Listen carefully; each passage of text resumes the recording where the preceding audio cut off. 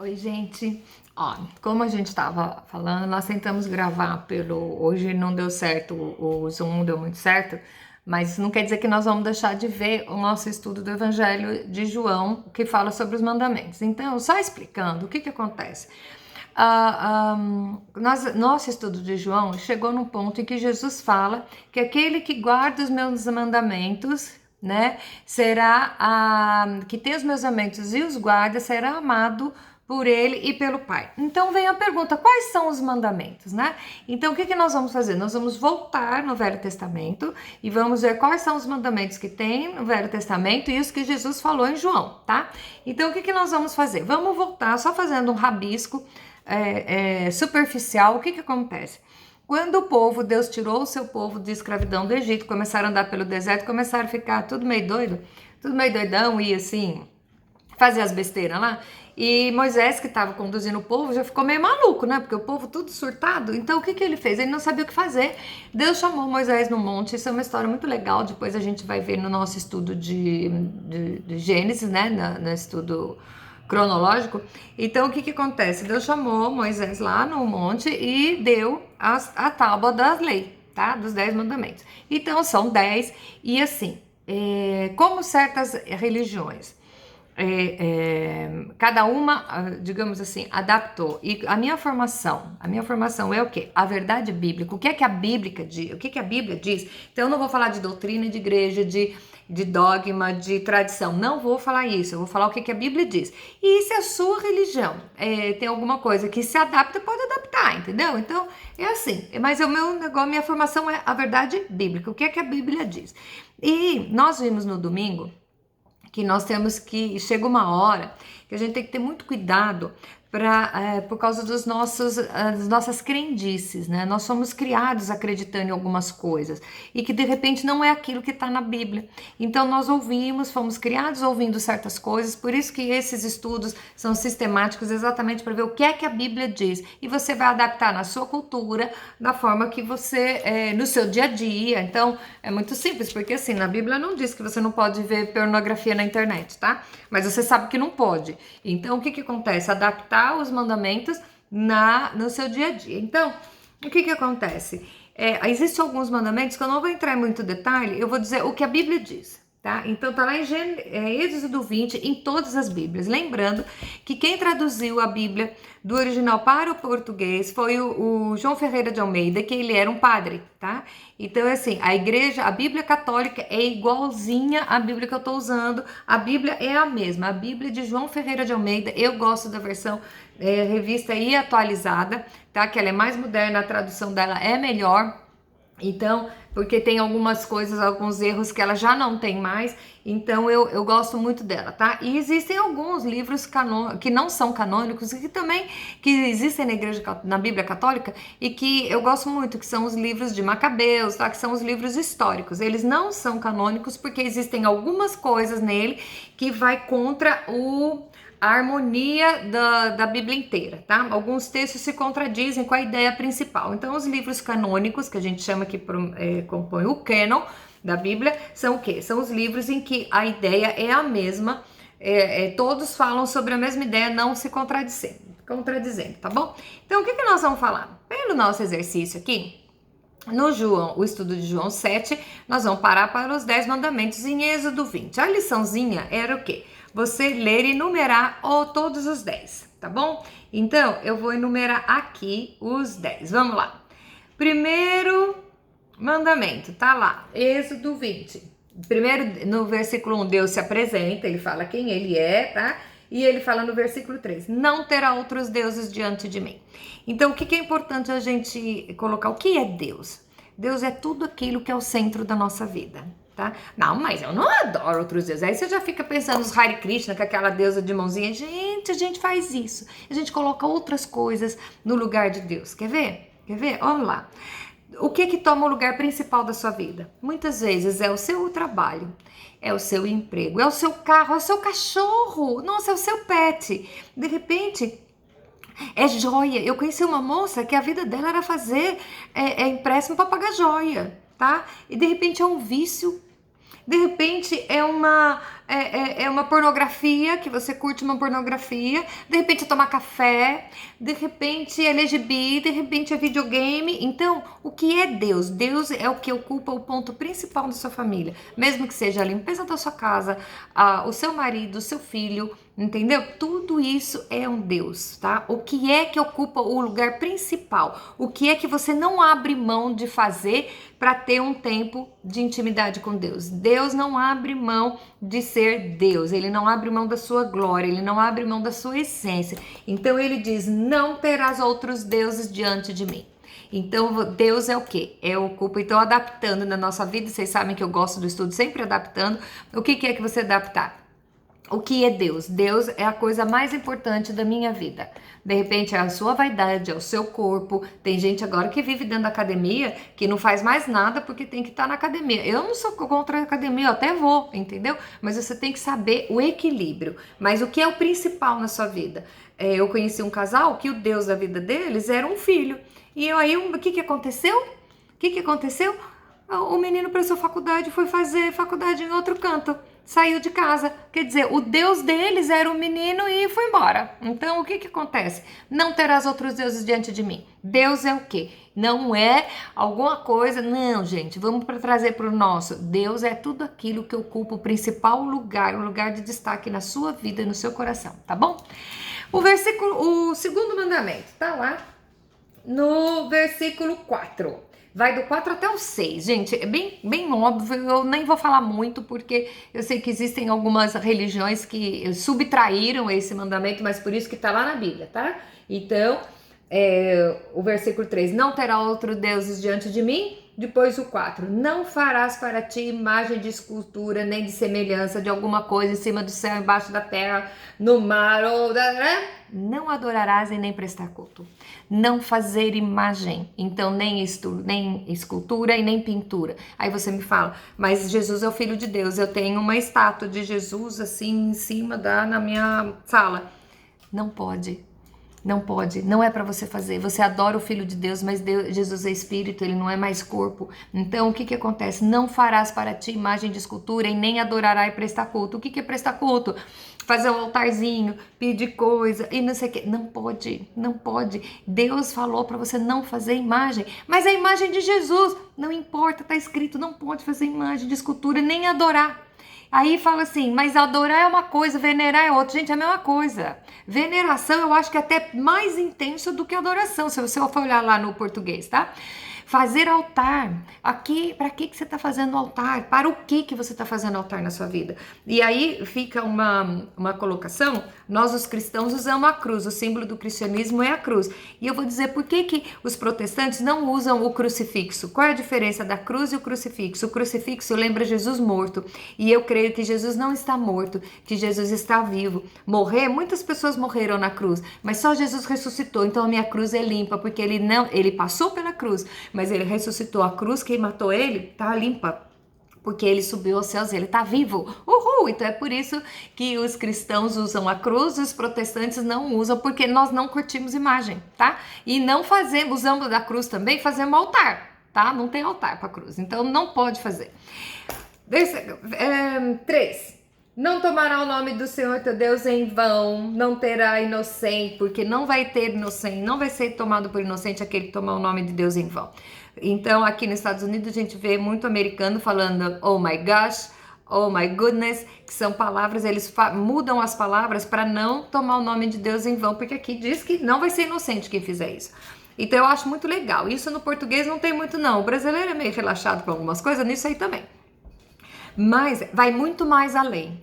Não tomar o nome de Deus em vão é não acreditar a Ele coisas que Ele não fez. Colocar a culpa dos nossos erros na vontade de Deus. Então é o seguinte, eu encho a cara, saio de moto, sem capacete e entro com a moto atrás de um caminhão. Ai, foi Deus que quis. Mentira, foi você que encheu a cara. Deus não se alegra da morte de um ímpio, Deus não se alegra de você ter uma vida mequetrefe, de você estar sofrendo, tá? Ele não te criou para sofrer, ele criou você para ter vida em abundância, por isso que ele pegou o filho dele e malhou numa cruz. Então é o seguinte, você não vacinou seu filho contra a poliomielite, aí seu filho tá lá paralítico na cadeira de roda, aí foi Deus que quis assim, não foi. Não foi. Ai, eu tava grávida, tomei um remédio para abortar porque eu não queria, não abortei e o meu filho nasceu com problema, foi Deus que quis. Não foi. Não foi. É a consequência. As leis são imutáveis. As leis que são criadas por Deus são imutáveis. Então é o seguinte: você planta, você colhe. Então, se você pular de um prédio, você está desafiando a lei da gravidade. Deus pode mandar os anjos segurarem você, mas ele não vai fazer, porque a lei foi criada. Se você pular, você vai cair. Então o que acontece? Poder ele pode, mas ele é justo. Ele não vai quebrar uma lei pré-determinada. Então, eu fui e me pendurei numa corda no pescoço que eu quero me enforcar. Morri, me arrependi, mas morri porque Deus que quis. Não, filho, foi você que foi lá, amarrou a cordinha e pendurou, sabe? Então é muito fácil você pegar e falar assim: porque meu filho morreu doente, minha filha saiu num programinha, pegou AIDS, Deus quis assim, ela tá com AIDS. Não tá, não foi Deus que quis, foi uma opção dela. Então a gente tem que deixar assumir um pouco as responsabilidades, deixar de colocar a culpa em Deus de uma coisa que ele não vai abrir o céu e vir se defender. Você sabe que ele não vai se defender, então você joga. Então, o não tomar o nome de Deus em vão tá muito próximo da blasfêmia. Tá? Blasfêmia é você acreditar numa pessoa aquilo que ele não fez, tá? E tirar o mérito também, certo? Do que ele fez. Muitas coisas foi Deus que fez e, no entanto, você põe o mérito no médico, na professora, no advogado, e de repente você pediu para Deus, então Deus capacita aqueles. Então Deus deu a medicina ao homem, Deus deu o direito ao advogado. Então, se você clamar a Deus, ele vai usar essas pessoas para resolver o seu problema, responder a sua oração, tá? Então, você tirar o mérito de Deus também é tomar o nome de Deus em vão, tá? Vamos lá. Lembra-te do dia do sábado, isso tá no versículo 8, vai até o 11, que aqui é o seguinte: o sábado, aqui a palavra é sabá, no original é sabá, que quer dizer descanso. Isso quer dizer o quê? Você tem que trabalhar 6 dias e descansar 1. Isso é a Bíblia que está falando. Tanto que no versículo 11 fala: porque em 6 dias Deus criou o mundo e no 7º descansou. O que é? Esse negócio de você trabalhar 7 dias na semana, 24 horas por dia, isso você não foi criado para ser burro de carga, tá? Então, aí já vira o seu Deus, né? O seu Deus é o Deus Mamon, que é o Deus do dinheiro. Então, o dinheiro é o seu Deus. Você passa a sua vida, acaba com a sua saúde, com os seus relacionamentos, porque você tá trabalhando. Não tô fazendo apologia à vagabundagem, não. A gente tem que trabalhar, mas você tem que ter o equilíbrio, tá? Então, um dia da semana você tem que tirar para lazer, conviver com a sua família e se instruir mais na palavra de Deus, tá? Mas aqui tem algumas igrejas que guardam o sábado. Ok, se eles fazem questão que seja sábado, tudo bem. Mas, por exemplo, um médico folga na quinta. Então, ele vai fazer o sabadê na quinta, tá? De repente, eu, cabeleireira, folgava, né? Isso não existe mais. Mas folgava na segunda. Então, eu vou fazer o meu sábado na segunda. Você tá entendendo? Então, o que acontece? Aí eu te digo, os cristãos genuínos, o judeu é mais, assim, acirrado com a história do sábado. Mas nós, os cristãos, nós guardamos o sábado, o domingo, por quê? Nós somos cristãos e acreditamos que domingo é o dia do Senhor. A Bíblia fala que domingo é o dia do Senhor, é o primeiro dia da semana. Então, nós tiramos o domingo, que é o dia da ressurreição, que é o dia que o mundo viu só um ressuscitar e subir aos céus, tá? Então foi o dia das promessas todas cumpridas na vida de Jesus, foram cumpridas no domingo. Então nós celebramos o domingo, que é o dia da ressurreição. E ainda tem a história da primícia. Domingo é o primeiro dia da semana, então nós separamos para Deus a primícia do nosso tempo. Então é o dia que você vai dormir até mais tarde ou levantar de madrugada para ir fazer um passeio com a sua família, vai pra praia com a sua família, tá? É pecado pegar o domingo e ir na igreja e sair com a sua família? Não! Vai curtir com a sua família, vai passar momentos e fala de Deus para sua família nesse meio tempo, sabe? Então é um dia que você tem que tirar para você, para te enriquecer e para chegar mais perto de Deus, tá? Se você já não pode fazer isso, um tempo de qualidade durante a semana, os seus horários com Deus, os seus períodos são mais curtinhos, aproveita um dia para a semana para poder se alimentar melhor. Tá? E isso é o que nós vamos voltar no não terás outros deuses diante de mim. Então, o que é o seu Deus? É o seu trabalho também, tá? O que é o seu Deus? Tem que ser Deus. O Deus da sua vida tem que ser o Deus soberano, tá bom? Então, esses são os 4 mandamentos que são do seu relacionamento com Deus. Aí vem Jesus lá em João, e ele resume. Eles queriam experimentar Jesus e pergunta: quais são os mandamentos? Você bate de frente com a lei de Moisés? Aí ele falou: não, não, não, não. Eu resumo os dois. Então, o mandamento de Jesus é o quê? Amar o seu Deus sobre todas as coisas. Se você amar Deus sobre todas as coisas, você não vai ter outros deuses diante dele. Você não vai fazer imagem nem adorar nenhuma outra imagem. Você não vai tomar o nome de Deus em vão. E você vai aproveitar o dia do sábado para cuidar do seu corpo, que o seu corpo tem que ser templo do Espírito Santo, e para poder aprender mais do Senhor, tá? De uma forma mais efetiva do que o seu alimento semanal, tá? Durante a semana, diário. Então, o que acontece? Os 4 primeiros mandamentos sobre o seu relacionamento com Deus.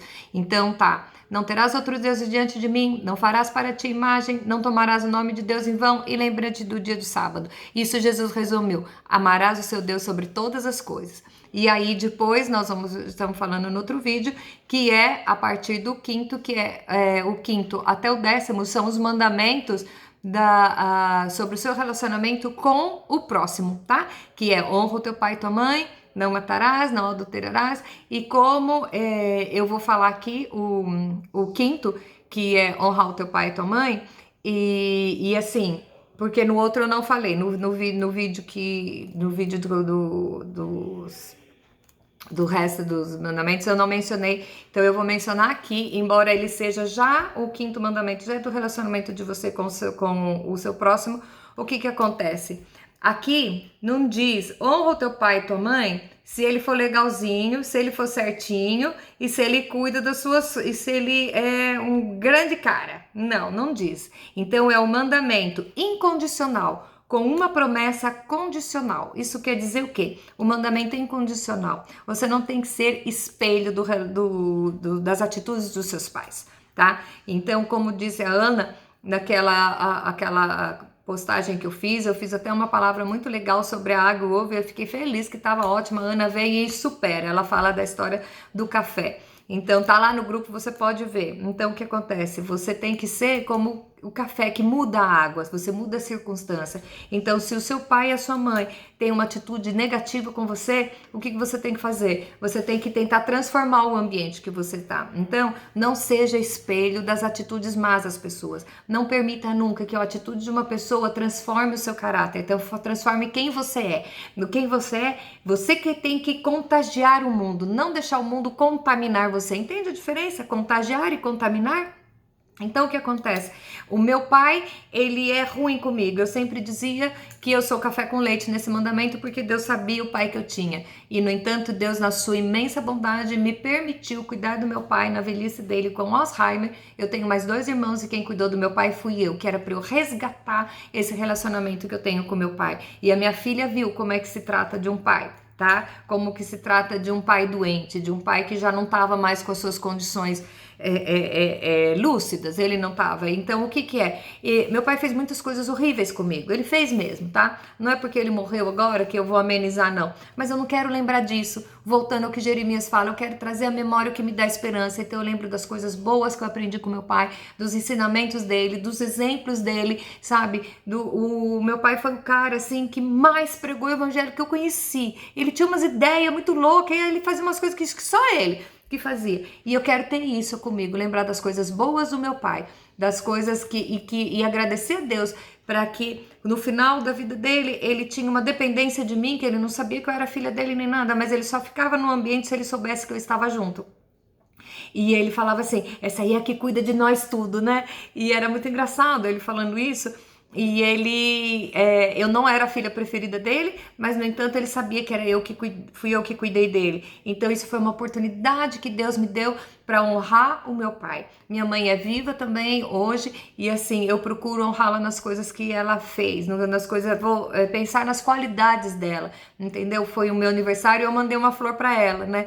E de surpresa, ela nunca imaginou que ela tá lá no Brasil e ela ia receber um buquê de flores no meu aniversário, eu agradecendo pela vida que ela me deu e pela como ela cuidou de mim, das coisas boas que ela cuidou de mim. Então é assim, tem coisas, se você tiver uma ideia para surpreender os seus pais, faça isso. Não fique lembrando das coisas ruins que eles fizeram com você, mas tenta surpreender, tenta ser, como diz a Ana, o café. o pó de café que vai mudar a água, você vai quebrar o coração do seu pai no bom sentido, tá? E mesmo que os seus pais foram abusivos com você, mude isso, sendo diferente, mostrando a pessoa assim fabulosa que eles criaram. E se a sua família é uma família conturbada que não tem jeito, lembre-se que você não foi colocado lá por acaso. Não foi uma cegonha que errou o caminho e jogou você no quintal da sua casa. Não, você foi produzido pelo coração de Deus. Você foi chamado pelo seu próprio nome. Você estava no ventre da sua mãe. Você foi colocado nessa família com algum propósito.